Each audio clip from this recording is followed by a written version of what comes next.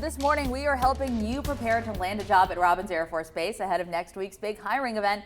Paul Allen with WorkSource Georgia back with us again this morning with a few tips on standing out. So, of course, when you look good, you feel good. So you want to dress for success. What does that mean at an event like this? Definitely. For men, you want to wear a suit, a well-fitting suit, dark colors, blue, black, or charcoal, a dress shirt, light colored shirt, either white or light blue, a conservative tie, polished dress shoes, and definitely be conservative with your grooming and your accessories, and then make sure your clothes are clean and wrinkle-free and well-fitting.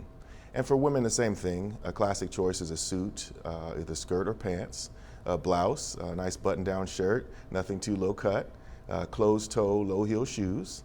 Be minimalist with the jewelry and avoid flashy and bright colors, and also have professional hair and makeup.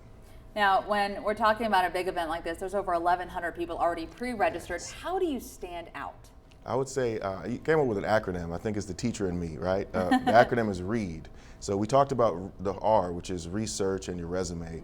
The E would be elevator pitch. You want to have an engaging, enthusiastic elevator pitch that kind of goes what Mr. Hobbs said earlier about, contribution, impact, and the action that you took.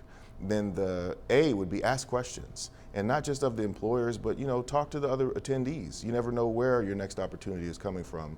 And then lastly, the D would be for dress, which we just mentioned. That's a very good acronym to keep in mind. Now, one of the questions that a lot of people ask at interviews is, what's one of your weaknesses? And that's a hard one to answer. How might you answer that? I would say that my weakness is I tend to be an overachiever and a perfectionist and somewhat of a workaholic. So I kind of need to work on having work-life balance. So I think a lot of people can relate to that. So you want to point out something that is a weakness, but also shows that you're reflective and you're willing to improve and grow.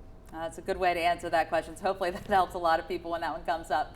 All right, so that big hiring event is happening next Tuesday. That's April 30th at the Museum of Aviation. We're going to have all these tips and so much more for you on 13WMAZ.com.